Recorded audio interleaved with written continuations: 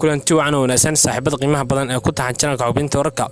hadii aad ku cusubtay saaxiib muuqaalka like saar channelka subscribe saar si si gaarno muuqaalada ee ku soo gaadha muuqaalada iyo barnaamijyada ka baxa halkan channelka xubinta wararka waxaan ka hadli doonaa daawadayaal maanta arrin aflaadka saabraha la isla dhexmariyay bulshada ay Soomaalidu ku wadaagtay ee barta Instagram iyo Facebook oo ruuxaantii aad u soo tirbuuxay hadaba muxuu yahay muuqaalkan ama clipkeer ee dhexmaraya ee Facebook iyo Instagram ha u badnaada YouTube hadaba soo kale Kiin Jama ayaa barta Instagram ku sheegtay in ay ilmo yar oo runtii ku dhashay sidoo kale Maxamed Alta oo runtii fanaaniinta isla xadaradan ugu dambeeyay loogu jecel yahay runtii daada yar hadaba Maxamed Alta oo bartiisa sugnaa Instagram ku sheegay in arrinkan ay ka hadashay Kiin Jama ay wax ka jiraan sidoo kale Kiin Jama oo runtii ku sheegtay barteeda YouTube-ka iyo sidoo kale barta ay ku leedahay social media ee Instagram ay muuqaal yar oo kliiba soo dhigtay iyadoo kaga hadlaysa laakiin se halka YouTube ay kaba saartay oo runtii aan channel weyn saas runtii Kiin Jama ugu lahayn hadaba sidoo kale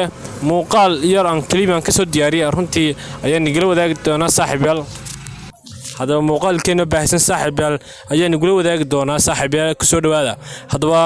fanaanada caanka ah ee Kiin Jama runtii gabihaan Soomaalida markay heesteeda soo qaado gabihaan dadku wada xadreeyaan dhalinyarada waayeelba ayaa barteeda Instagram ku shaacisay in ay xalay dhakhaatiirta Manchester ay kala wareegeen wiil ugu dhashay magaaladaas kadib markii la yiri xaalkiisa caafimaad ayaa leegaya oo runtii qolka jiiftay mooy qolka kala geeyay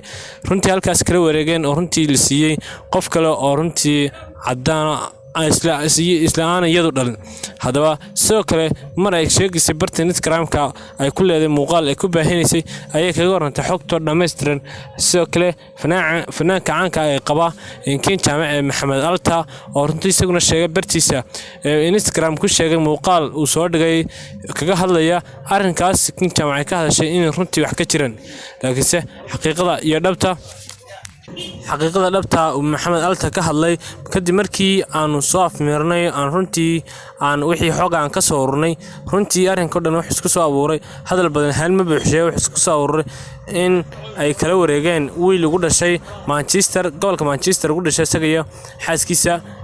Kiin Jama hadaba wixii arrimaha ay ka soo kordha halkaas ayaan nigula wadaagi doonaa saaxiibayaal haddii aad muuqaalka dhameystay